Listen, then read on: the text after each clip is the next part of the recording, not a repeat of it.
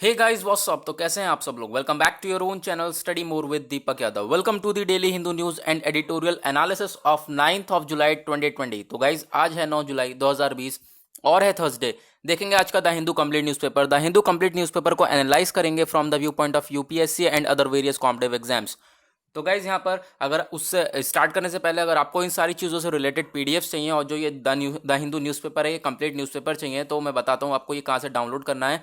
तो उसके लिए आपको डाउनलोड करना है टेलीग्राम डाउनलोड करने के बाद सर्च बॉक्स में टाइप करना है study more with Deepak, bracket में यूपीएससी लिखा है, आप देख सकते हैं। जाकर आप क्लिक करेंगे तो नीचे ज्वाइन का ऑप्शन आ रहा होगा, यहाँ पर ज्वाइन कर लेना, क्योंकि यहाँ पे आपको डेली बेसिस पे नोट्स मिलते हैं। डेली बेसिस पे नोट्स के साथ साथ आपको द हिंदू न्यूज़पेपर मिलता है। द हिंदू न्यूज़पेपर के साथ जितनी भी नोटिफिकेशंस आती हैं यूट्यूब पर, जितनी वीडियोस अपलोड होती हैं, वो सब यहाँ पर आपको प्रोवाइड कर दी जाती है। कुल मिला के यहाँ पे अगर आप करंट अफेयर्स की प्रिपरेशन करते हो तो सारी चीज़ें यहाँ पे कवर कर दी जाती हैं। यूपीएससी के लिए सारा का सारा स्टडी मटेरियल यहाँ पर प्रोवाइड करा जाता है और ये सारी चीज़ें प्रोवाइड करी जाती हैं बिल्कुल फ्री ऑफ कॉस्ट। कोई चार्ज वगैरह आपसे पे नहीं करा जाता है। आप यहाँ पर बिल्कुल फ्री ऑफ कॉस्ट ज्वाइन कर सकते हैं और सारी चीज़ों का बेनिफिट्स उठा सकते हैं। तो आप देखते हैं यहाँ पर देख सकते होंगे जैसे कि ये सारी चीज़ें जिनका मैं आज डिस्कशन करना है, जैसे बैकग्राउंड एनालिसिस होता है, बॉडीज़ हो गई, इन सारी बॉडीज़ के बारे में बैकग्राउंड एनालिसिस जो होता है, ये सारी चीज़ें हम लोग टेलीग्राम पे प्रोवाइड कर देते हैं नोट्स में। तो आप यहाँ पर देख सकते हैं जैसे कि मनरेगा, इसके बारे में आज हमें डिस्कशन करना है। ये सारी चीज़ें पहले से प्रोवाइड कर दी गई, ठीक है। तो अब यहाँ पर हम इसका डिस्कशन करेंगे और नोट्स आपको हाथों हाथ यहाँ पर रेडीमेड नोट्स तैयार मिल गए हैं। तो आप क्या करना है, न्यूज़पेपर का एनालिसिस देखिए और नोट्स साथ ही साथ कवर करते हुए चलिए। चलते हैं वापस अपने न्यूज़पेपर पे। तो गाइज यहाँ पर जो टेलीग्राम का लिंक है वो मैंने डिस्क्रिप्शन में दे दिया है। डिस्क्रिप्शन में से भी क्लिक करके आप जाकर ज्वाइन कर सकते हैं। और अभी तक चैनल को सब्सक्राइब नहीं किया है तो नीचे रेड कलर का बटन आ रहा होगा, सब्सक्राइब कर देना, ऐसे ही the Hindu daily newspaper analysis के लिए। तो चलते हैं आगे, देखते हैं आज के लिए द हिंदू न्यूज़पेपर में हमारे लिए कौन कौन सी न्यूज़ हैं इंपॉर्टेंट। सबसे पहले पेज पे आते हैं। सबसे पहले पेज पे कुछ खास इतनी न्यूज़ नहीं है। सबसे पहले यही आती है हमारी जो हमें कुछ मतलब दिखाती है, ठीक है। कुछ यहाँ पर कुछ बेनिफिट्स हो सकते हैं, जैसे कि चाइना ट्रूप्स हैं ये पीपी 15 एरिया से बाहर निकल चुके हैं। यानी कि जैसे हमने कल भी पढ़ा था 2 किलोमीटर पीछे चली गई है चाइनीज़ आर्मी, जो कि घुस आई थी यहाँ पर लद्दाख में, ठीक है। तो यहाँ पर पीपी एरिया कौन सा है, पेट्रोलिंग पॉइंट, पीपी 15 एरिया, यहाँ पे पेट्रोलिंग पॉइंट एरिया यहाँ से बाहर निकल चुकी है। चलो मैं वो एरिया दिखाता हूँ आपको टेलीग्राम पर। यहाँ पर आपके पास सारे नोट्स, सारी पिक्चर्स, जितनी चीज़ें आपको मतलब पूरी कोशिश करी जाती है कि सारी चीज़ें आपको अच्छी तरीके से क्लियर कर दी जाए। तो आप यहाँ पर देख सकते हैं, यहाँ पर आप देख सकते हैं ये टेंट वगैरह लगा रखे हैं, इन्होंने टेंट लगा रखे हैं, ये सब जो है हट गए हैं। पीछे सैटेलाइट्स की इमेज है, ये टेंट वगैरह सब यहाँ पर हट गए हैं इस समय, यानी कि ये लोग पीछे चले गए हैं, काफ़ी पीछे निकल गए हैं, ठीक है। तो ये हमने, और जो थंबनेल में पिक्चर लगी है वो यही वाली पिक्चर लगी हुई है, ठीक है गाइस।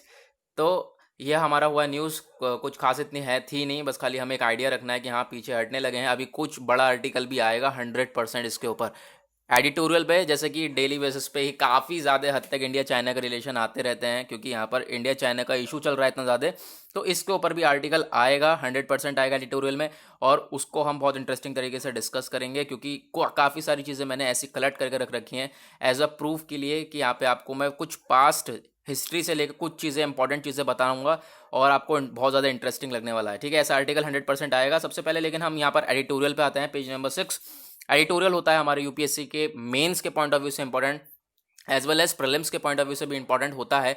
लेकिन जो बाकी अदर पेपर्स होते हैं अपार्ट फ्रॉम एडिटोरियल और ऑपोजिट टू एडिटोरियल, यानी कि जो एडिटोरियल के बराबर वाला पेज, जो इसके बाद इसे छोड़कर जो बाकी पेजेस होते हैं उनमें जो काफ़ी सारे बॉडीज़ वगैरह होती हैं, ठीक है, काफ़ी सारी बॉडीज़ होती हैं जिनसे काफ़ी ज़्यादा क्वेश्चंस बनते हैं। अगर आपने प्रीलिम्स पहले के पेपर देखे होंगे, प्रीवियस ईयर पेपर्स देखे होंगे, तो काफ़ी ज़्यादा बॉडी से क्वेश्चन बनते हैं कि हाँ कौन सी कंट्री रिसेंटली ज्वाइन हुई, कौन सी कंट्री रिसेंटली हटी, और यहाँ पर कौन है मेंबर, और यहाँ से ये सारी चीज़ें, ऐसे क्वेश्चंस बहुत सारे बनते हैं, हेडक्वार्टर और उसका एम क्या है बॉडी का।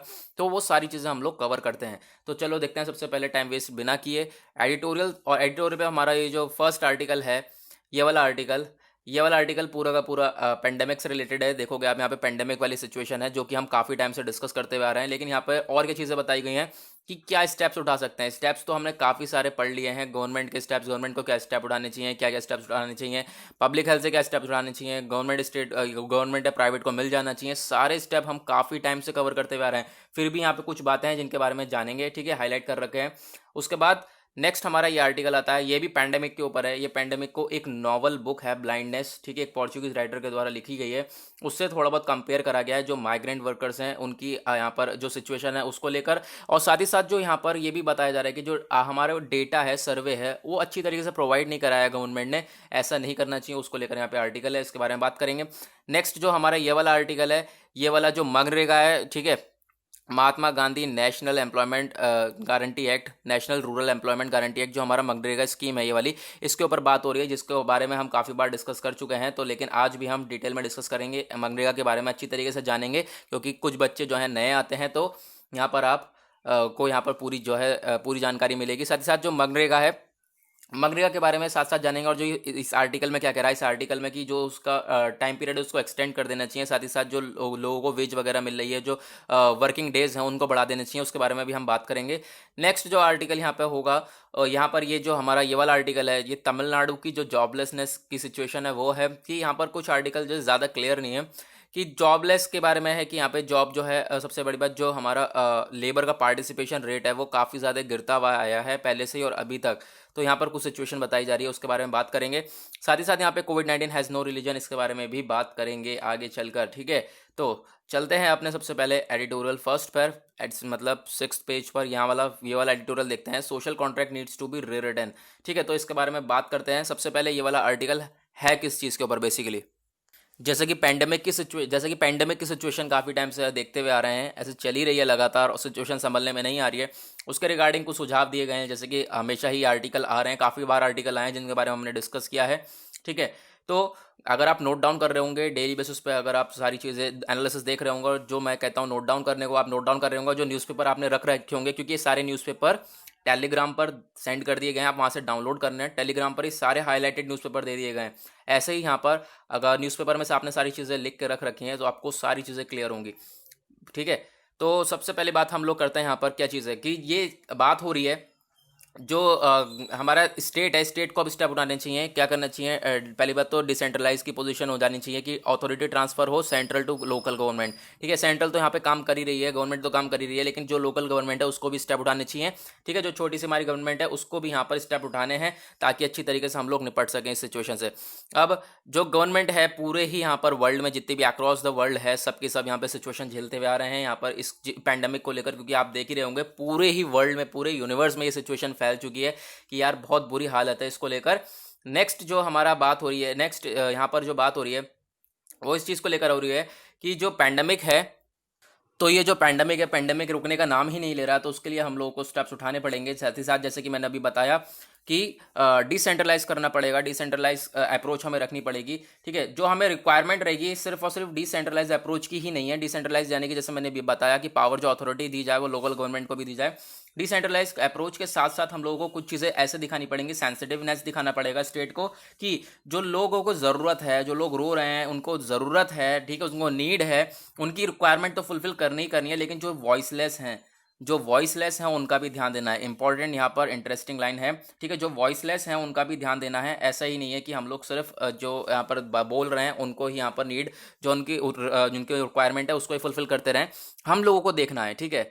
यहाँ पर जो स्टेट गवर्नमेंट है वो चीज़ वहाँ पर उसे देखे, वो जो है वो सिचुएशन को देखकर अपनी तरफ से जो है स्टेप उठाए, ठीक है। वो ज़्यादा सिचुएशन जो है तब ज़्यादा अच्छी तरीके से सिचुएशन टैकल कर पाएगी, क्योंकि अभी जो हमारे लार्ज लेवल पे गवर्नमेंट है, सेंट्रल गवर्नमेंट, वो तो स्टेप उठा ही रही है। अब जब लोकल गवर्नमेंट भी स्टेप उठाने लगेगी तो दोनों मिलकर जब काम करेंगे तो काफ़ी ज़्यादा अच्छी तरीके से जो है सिचुएशन को टैकल करा जा सकता है, ठीक है, जब दोनों के पास अथॉरिटी होगी तो। अब यहाँ पर और क्या बात हो रही है, और कि ज़रूरत है इन सब चीज़ों के बारे में रीथिंक करा जाए गवर्निंग क्लासेस के द्वारा, और जो यहाँ पर ब्यूरोक्रेट्स वगैरह हैं इन सबको यहाँ पर इन चीज़ों के बारे में सोचा जाए और जल्द से जल्द स्टेप उठाए जाए। नेक्स्ट हमारा ये वाला आर्टिकल है अ केस फॉर एक्सटेंशन। अब ये मनरेगा, इससे पहले हम कवर करते हैं, उसके बाद नेक्स्ट आर्टिकल कवर करेंगे।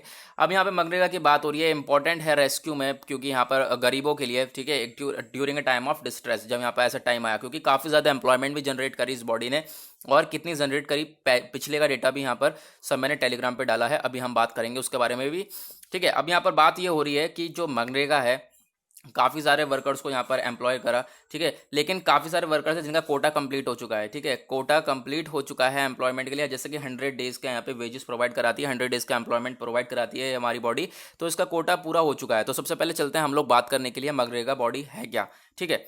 तो काफ़ी सारे जो मतलब वर्कर्स हैं उनका कोटा पूरा हो चुका है उसके अंदर की, मतलब 100 डेज़ का उन्होंने एम्प्लॉयमेंट ले चुके हैं। तो उसके बारे में बात हो रही है कि उसको थोड़ा इंक्रीज़ करा जाए। तो जैसे कि हम लोग अभी बात करेंगे GS2 से, आप इसे रिलेट कर सकते हैं, Mahatma Gandhi national rural employment guarantee act, MNREGA, इसकी यहाँ पर मनरेगा की फुल फॉर्म है ये। अब थोड़ी बहुत हिस्ट्री देखें क्योंकि पास्ट भी काफ़ी ज़्यादा ज़रूरी होता है, अगर हम बैकग्राउंड को और साथ ही साथ जो हमारा पोर्शन चल रहा है इसको, ठीक है, यही तरीका होता है हम स्टैटिक और करंट को जो है अच्छी तरीके से जोड़ सके। अब मनरेगा हमने ऐसे ही पढ़ लिया, पता है नहीं बैकग्राउंड, ठीक है। क्वेश्चन अब वहाँ पे मतलब न्यूज़ में है मनरेगा, लेकिन क्वेश्चन तो यहाँ से आएगा, ठीक है। न्यूज़ में वहाँ पर है लेकिन क्वेश्चन तो यहाँ से आएगा इसका बैकग्राउंड से, ठीक है। तो अब यहाँ पर मनरेगा है क्योंकि यहाँ पर अभी मनरेगा के बारे में पूछ सकता है, इसके ऑब्जेक्टिव्स या कुछ भी चीज़ें यहाँ पर आपसे पूछ सकता है, ठीक है। अब मनरेगा की हिस्ट्री देखें तो 1991 में जो PV नरसिम्हा राव गवर्नमेंट है, इन्होंने यहाँ पर ये स्कीम लाई थी ताकि जो एम्प्लॉयमेंट है उसको जनरेट करा जा सके रूरल एरियाज़ में। उसके बाद जो एम्प्लॉयमेंट जनरेशन यहाँ पर ये करा जा सके लेबरर्स के लिए, साथ ही साथ यहाँ पर इंफ्रास्ट्रक्चर डेवलपमेंट करा जा सके, फूड सिक्योरिटी को बढ़ा सके, फूड सिक्योरिटी को एनहांस करा जा सके। जो ये स्कीम है पहले ये एम्प्लॉयमेंट एश्योरेंस स्कीम कहलाती थी, लेकिन बाद में ये मनरेगा यहाँ पर हो गई। मनरेगा कब हुई? जब ये इस मर्ज करी गई फूड वर्क प्रोग्राम के से, ठीक है। अब यहाँ पर ये एम्प्लॉयमेंट एश्योरेंस स्कीम और फूड वर्क प्रोग्राम दोनों को मर्ज करा गया 2000 में। उसके बाद यहाँ पर ये बन के आया मनरेगा। अब इसका ऑब्जेक्टिव क्या है मनरेगा का? जो Mahatma Gandhi national rural employment guarantee act, इसके काफ़ी सारे ऑब्जेक्टिव्स हैं। सबसे पहले ऑब्जेक्टिव है कि 100 डेज का प्रोवाइड कराना वेज एम्प्लॉयमेंट, ठीक है, मजदूरी प्रोवाइड कराना, एम्प्लॉयमेंट जनरेट करना 100 दिन का। फिर उसके बाद इकोनॉमिक सिक्योरिटी को इंक्रीज करना, माइग्रेशन लेबर जो कि रूरल से अर्बन एरियाज में जाते हैं, ठीक है, जो कि यहाँ पर बताया जा रहा है कि गांव से जो शहर में चले जाते हैं, ठीक है, गांव से शहर में भागते हैं सारे जो हमारे मजदूर वगैरह होते हैं कमाने के लिए, वो सिस्टम खत्म हो जाएगा जब उन्हें अपनी प्लेस पे रह रहे हैं, अपनी प्लेस पे ही जो है जॉब्स वगैरह क्रिएट करेंगे, वहीं पे जॉब्स वगैरह मिलेंगी इन्हें। तो ये सिचुएशन थोड़ी हद तक कम हो सकती है, जैसे कि यहाँ पे फिर कोई आगे आने वाली सिचुएशन में कोई ऐसी प्रॉब्लम ना देखने को मिले। जैसे कि अभी हमने देखा क्राइसिस में कितनी ज़्यादा प्रॉब्लम देखने को मिली माइग्रेंट वर्कर्स को। आप देख रहे हैं, आपने देखा होगा कितनी ज़्यादा न्यूज़ थी कि कितने ज़्यादा पैदल आए और कितने ज़्यादा यहाँ पे पैदल आए, तो उनकी इतनों की डेथ हुई वहाँ पर बीच में ही। काफ़ी ज़्यादा हद तक सिचुएशन बिगड़ चुकी थी, तो उसी को लेकर यहाँ पे बात हो रही है कि ऐसा यहाँ पर हुआ तो था, लेकिन उसी को लेकर यहाँ पे स्कीम भी है कि अगर हम ऐसा कुछ करें कि एम्प्लॉयमेंट वगैरह जनरेट करा दें तो ऐसे सिचुएशन नहीं आने वाली। उसके बाद कुछ और यहाँ पर फीचर्स हैं इस स्कीम के, वो क्या है? सबसे बेस्ट फीचर इसका यह है कि पिछले 10 साल में इसने 240% जो है एम्प्लॉयमेंट को इंक्रीज करा है, 240% जॉब्स को इंक्रीज करा है, इसको याद रखना। नेक्स्ट उसके बाद यहाँ पर चलते हैं अपने वापस न्यूज़पेपर है, वो बाकी कुछ इंपॉर्टेंट है नहीं वहाँ पर। तो सबसे पहले अभी हम बात करने वाले हैं कि यहाँ पर इसका इतना सारा काम है, 100 डेज का जो है वेज एम्प्लॉयमेंट प्रोवाइड कराती है। तो ये एक स्कीम आती है जो कि एक बहुत बड़ा ह्यूज रिलीफ देती है पुअर फैमिलीज़ को, ठीक है। लेकिन उसके बाद यहाँ पर ये भी बात आती है कि काफ़ी सारी इसमें, जैसे कि हम लोग अब 100 डेज़ का है, 100 डेज़ के बाद क्या करेंगे, ठीक है। तो 100 डेज़ के बाद यहाँ पर इसलिए यहाँ पर ये सिचुएशन आ रही है कि 100 डेज़ और इंक्रीज़ कर दिया जाए, ठीक है, इसको लेकर। तो यहाँ पर काफ़ी ज़्यादा बात हो रही है, जो स्टेट बाय स्टेट बेसिस के ऊपर यहाँ पे सोचा जा रहा है कि ये स्कीम जो है इसमें सजेस्टमेंट करा गया है, जो लिमिट है उसको एक्सटेंड करा जाए। गवर्नमेंट भी इसके बारे में सोच रही है कि हाँ इसको एक्सटेंड करा जाए, लेकिन अभी कुछ इस चीज़ के ऊपर अभी कुछ यहाँ पर न्यूज़ वगैरह मिली नहीं है। लेकिन यहाँ पर और क्या बात हो रही है, जो एक्सटेंशन होगा 100 दिन का, यहाँ पर मतलब कि 100 दिन का तो वहाँ पर कर ही रहे हैं वो लोग। 100 दिन का जो वेज एम्प्लॉयमेंट है 100 डेज़ का, वो तो प्रोवाइड करा ही रहे हैं, साथ ही साथ यहाँ पे 100 डे की लिमिट और बढ़ा देते हैं। तो एक बहुत बेस्ट स्कीम मानी जाएगी अभी तक की, क्योंकि एम्प्लॉयमेंट 200 दिन का एम्प्लॉयमेंट जनरेट करा के दे रहे हैं, काफ़ी ज़्यादा हद तक बहुत अच्छी बात हो जाएगी।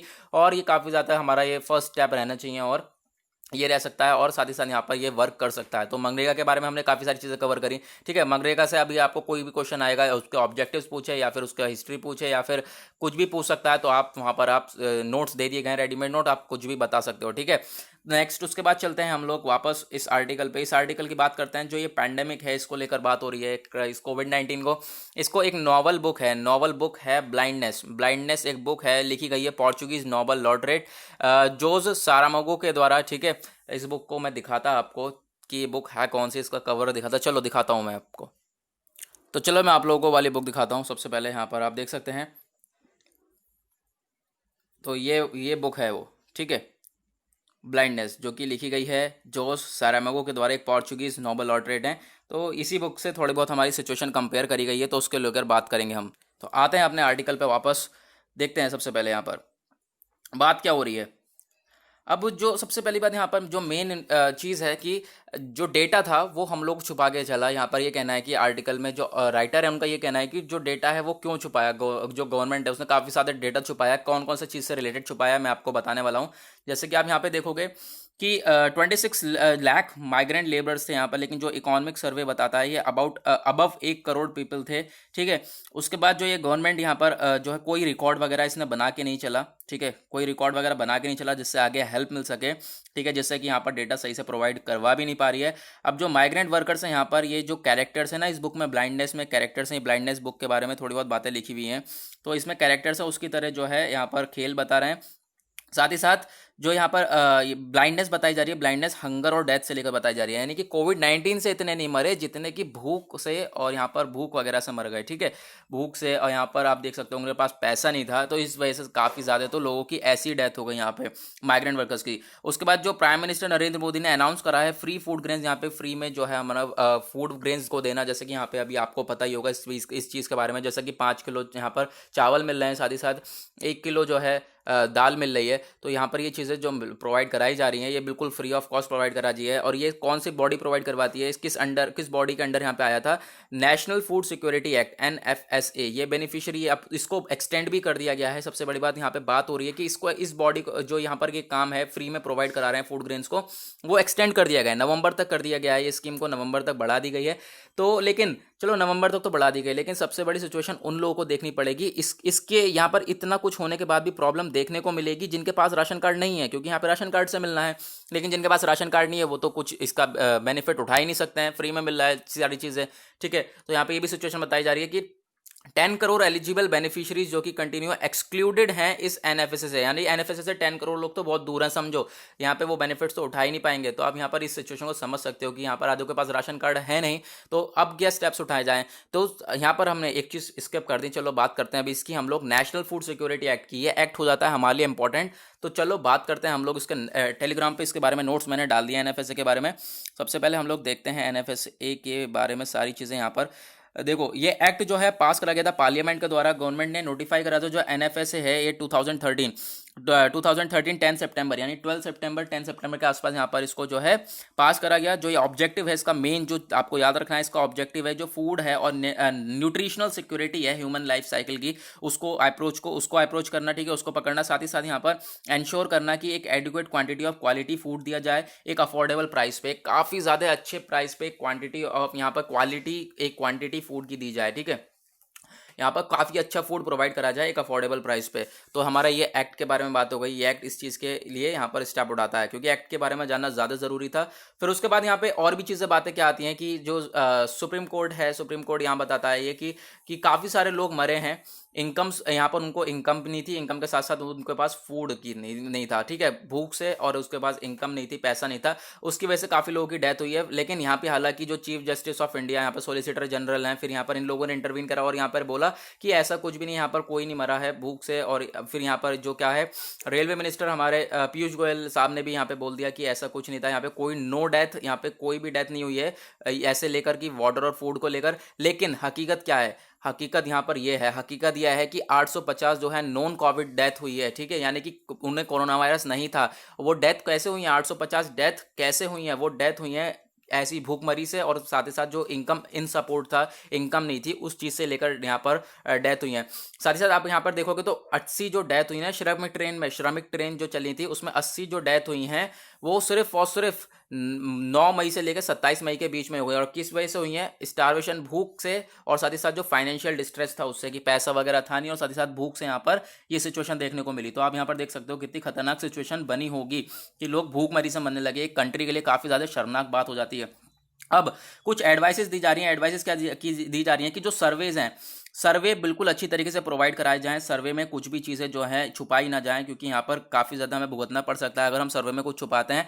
आने वाली सिचुएशन में हम आइडिया नहीं लगा सकेंगे कि हाँ, यहाँ पर कितना लॉस हुआ था या फिर किस तरीके से हमें टैकल करना पड़ेगा, क्योंकि अगर हमारे पास आज का टाइम का अगर डेटा होगा तो हम आगे अच्छी तरीके से चीज़ों को टैकल कर पाएँगे। और हम लोगों को काफ़ी सारे करेक्शंस की ज़रूरत है, जैसे कि हम लोग को एक स्ट्रॉन्गर एडहेरेंस चाहिए, साथ ही साथ यहाँ पे कॉन्स्टिट्यूशनल वैल्यूज़ चाहिए, ट्रांसपेरेंसी चाहिए, अकाउंटेबिलिटी चाहिए। ट्रांसपेरेंसी सबसे मेन आता है हमारे लिए, जो ट्रांसपेरेंसी चाहिए गवर्नमेंट से और जुडिशरी से, यहाँ पर ये सारी चीज़ें हम लोगों को चाहिए, क्योंकि गवर्नमेंट जो है वो अगर कुछ चीज़ छुपाएगी तो हम लोगों को कैसे पता चलेगा। उसके बाद यह है कि अगर यहाँ पर कुछ चीज़ ऐसी होती है कि जो है एपिडेमिक है और ब्लाइंडनेस, यहाँ पर बात ये हो रही है कि लोग क्या सोचते हैं, लोग सोचते हैं कि हाँ इस सरकार में ऐसा हो गया, ऐसा हो गया, तो लोग कुछ नहीं सोचेंगे, आप यहाँ पर ऐसा ना सोचें, लेकिन जो है चीज़ों को, इसको जो भी चीज़ें ट्रांसपेरेंसी प्रोवाइड कराई जाए। नेक्स्ट जो आर्टिकल है हमारा, नेक्स्ट है जॉबलेसनेस अपॉर्चुनिटी इन तमिलनाडु। यहाँ पर तमिलनाडु की बात हो रही है। तमिलनाडु में काफ़ी ज़्यादा जो है सिचुएशन देखने को मिल रही है, काफ़ी ज़्यादा सिचुएशन बिगड़ गई है। जैसे कि एक तमिलनाडु इंडिया का one of the most industrialise cities state है, ठीक है। बहुत ज़्यादा वहाँ पे इंडस्ट्रीज़ वगैरह हैं, ठीक है, जैसे कि हमारे मुंबई वगैरह काफ़ी ज़्यादा इंडस्ट्रीज़ वगैरह बिल्कुल सेम टू सेम ऐसा तमिलनाडु में भी है। लेकिन साथ ही साथ यहाँ पे पेंडेमिक भी काफ़ी हाईली यहाँ पे हिट कर चुका है। पेंडेमिक काफ़ी ज़्यादा तेज़ी से यहाँ पर ग्रो हो चुका है और बहुत ज़्यादा यहाँ पर सिचुएशन ख़राब है पेंडेमिक को लेकर। साथ ही साथ यहाँ पर एम्प्लॉयमेंट बताई जा रही है रिसेंट ईयर्स की। हम लोग रिलाई करते थे सिर्फ और सिर्फ इस बॉडी के ऊपर, centre for monitoring Indian economy, यहाँ पर एक बॉडी है जो कि हमारी, इसके ऊपर हम रिलाई करते रहते थे। लेकिन जो एम्प्लॉयमेंट डेटा सीरीज प्रोवाइड कराती है, बिल्कुल न्यू डेटा, जैसे कि अभी हम पहले इसके बारे में बात करते हैं, ठीक है, इस बॉडी के बारे में, CMIE, ये भी बॉडी इंपॉर्टेंट हो जाती है, ये भी न्यूज़ में है काफ़ी टाइम से, तो इसके बारे में जान लेते हैं। तो centre for monitoring Indian economy की बात करते हैं। यहाँ पर ये एक लीडिंग बिजनेस इंफॉर्मेशन कंपनी है जो कि एस्टेब्लिश हुई 1976 में। इसका काम क्या है, इन्फॉर्मेशन प्रोवाइड कराना फूड चेन से, साथ ही साथ जो प्राइमरी डेटा कलेक्शन, एनालिटिक्स और फोरकास्टिंग के द्वारा यहाँ पर जो है चीज़ों का अंदाज़ा लगाने के बाद, जो है डेटा को प्रोवाइड कराना। ये आप याद रखो, हमारी जो बॉडी है डेटा को प्रोवाइड कराती है और साथ ही साथ प्रोवाइड कराती है service entire spectrum of business information. साथ ही साथ यहाँ पे गवर्नमेंट्स के academia, financial market, business enterprise, professional, यहाँ पे इन सब चीज़ों में यहाँ पे इस काम करती है, ठीक है, इन सारी चीज़ों में जो अपनी सर्विस प्रोवाइड कराती है।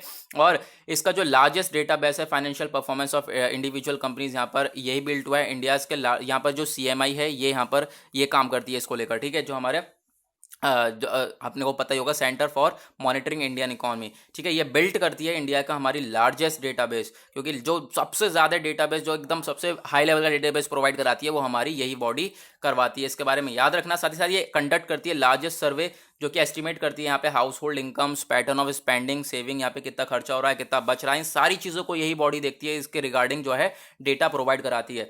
तो इसका ही डेटा यहाँ पे देखा गया था। फाउंडेड करी गई यहाँ पे 1976 में, इंपॉर्टेंट है, हेडक्वार्टर बहुत ज़्यादा इंपॉर्टेंट है मुंबई महाराष्ट्र में। और स्पेशलिटीज़ क्या क्या है, मैक्रो इकोनॉमिक डेटाबेस देना, कंपनी डेटाबेस देना, फोरकास्ट करना, अंदाजा लगाना कि यहाँ पर क्या क्या होने वाला है। लार्जेस्ट और इंडियन हाउस होल्ड सर्वे यहाँ पर कहा जाता है इसे, ठीक है।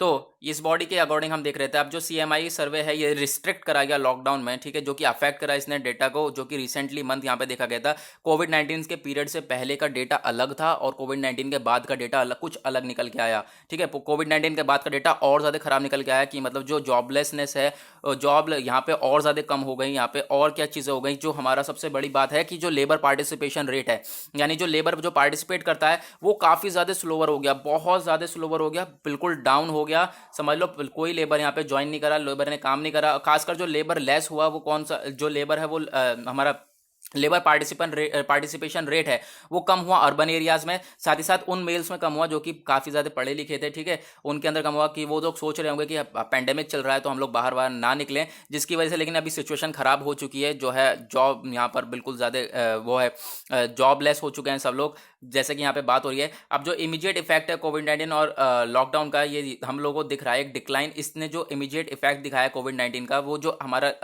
जो है लेबर पार्टिसिपेशन रेट है वो बहुत ज़्यादा गिर गया है। Urban as well as rural area sector दोनों में यहाँ पर ही ऐसा सिचुएशन दिखाई देने को मिल रही है, ठीक है। काफ़ी ज़्यादा यहाँ पर जो है लेबर्स वगैरह पार्टिसिपेट ही नहीं कर पा रहे हैं, लेबर डर के मारे इन्होंने पार्टिसिपेट ही नहीं किया है। तो उसी को रिगार्डिंग यहाँ पर ये आर्टिकल है। साथ ही साथ यहाँ पे कुछ इंडस्ट्रीज ऐसी भी बताई जा रही है, जैसे इंडस्ट्रीज हैं कुछ प्रॉब्लम्स फेस करने को मिली है। सबसे पहले एग्जाम्पल लिया यहाँ पर एक फायर क्रैकर इंडस्ट्री का, ठीक है, यहाँ पर आप देख सकते हैं एक फायर क्रैकर इंडस्ट्री का यहाँ पे एग्जाम्पल लिया है कि उसको काफ़ी सारी सिचुएशन देखने को मिली, ठीक है। कभी उसको आ जाता है एनवायरमेंट के लिए यहाँ पर खतरा है, पॉल्यूशन के लिए यहाँ पर यह है। तो उसके बाद यहाँ पे कभी आ जाता है कि हम लोगों ने क्या करा था, ये जो चाइनीज़ प्रोडक्ट्स हैं, चाइनीज़ फायर क्रैकर हैं, काफ़ी ज़्यादा सस्ते सस्ते चाइनीज़ चाइनीज़ पटाखे वगैरह आते हैं वो इंडिया में बिकते हैं, तो हमारी जो खुद की इंडस्ट्रीज़ हैं वो ठप हो जाती हैं। तो ऐसी चैलेंजेस, काफ़ी सारे सिमिलर चैलेंजेस बाकी सारी इंडस्ट्रीज़ को देखने को मिलते हैं, तो उन चीज़ों से निपट के चलना पड़ेगा। और एक सरकार ने एक अच्छा स्टेप उठाया, वो कौन सा कि बॉयकॉट कर दिया हम लोगों ने, इसका चाइनीज़ प्रोडक्ट्स अब बॉयकॉट कराए, तो यहाँ पे इंडिया ही अपना मैन्युफैक्चर करेगा, इंडिया अपना सामान बेचेगा, तो कुछ हालात सुधरते हुए दिख सकते हैं आने वाले टाइम में। ठीक है, ये आर्टिकल हो गया हमारा। नेक्स्ट आर्टिकल है कोविड-19 का कोई रिलीजन नहीं होता। ठीक है, जैसे कि यहाँ पर काफ़ी ज़्यादा अभी जो है स्टार्टिंग में कोविड-19 के ऊपर सबसे ज़्यादा यहाँ पे ये हो रहा था कि तबलीगी जमात ने फैला दिया, तबलीगी जमात ने फैला दिया। तो यहाँ पर आर्टिकल में राइटर का कहना है ऐसा कोई रिलीजन नहीं होता, कि यहाँ पर कोई नहीं चाहता कि इस चीज़ को फैलाए। ठीक है, तो नो सिंगल पर्सन इवन और community can be blame for the spread of virus. ठीक है, यहाँ पर कोई भी कम्युनिटी या फिर कोई भी सिंगल पर्सन, कोई भी बंदा यहाँ पे जो है यहाँ पर ब्लेम नहीं करा जा सकता कि हाँ इसी ने फैलाया है। ठीक है, उसी को लेकर ये आर्टिकल है, कुछ खास इतना इंपॉर्टेंट नहीं है, बस खाली आइडिया रखना था हम लोगों को।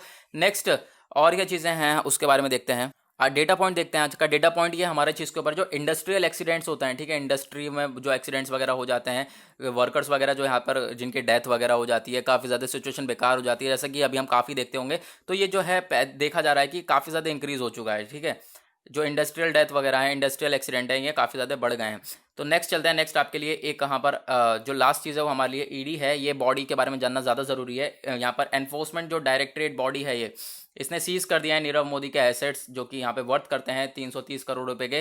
लेकिन यहाँ पे आर्टिकल इंपॉर्टेंट नहीं है, बट जो ये बॉडी है यहाँ पर एनफोर्समेंट डायरेक्टरेट, ये हमारे लिए इंपॉर्टेंट है। अगर क्वेश्चन आ गया तो आप कैसे सॉल्व करोगे। ठीक है, क्योंकि न्यूज़पेपर में तो आती है बॉडी ये काफ़ी बार, और काफ़ी हद तक ये रहती है बॉडी। ठीक है, तो सबसे पहले इसके बारे में बात करते हैं। जो डायरेक्टरेट ऑफ एनफोर्समेंट, यहाँ पे इसका काम है कि जो लॉ है, कानून है, उसको लागू करना।